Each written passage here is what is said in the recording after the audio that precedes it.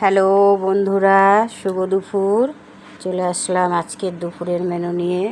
তো চলো আজকে কি কি মেনু আছে দেখাই। প্রথমেই দেখাই গরম ভাত, আর করেছি বন্ধুরা বরবটি আলু পেঁয়াজ লঙ্কা দিয়ে ভাজা ভাজা করেছি বন্ধুরা। কচি কচি বরবটি, তাই ভাজা করলাম, ভাজাটাই ভাল লাগে।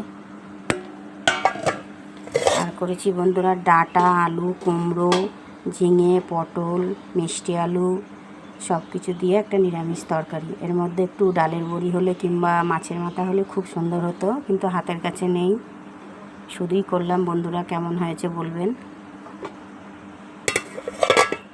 আর করেছি মসুরির ডালের বড়া তুলে আলু আর ঝিঙে দিয়ে মাখা মাখা একটা তরকারি।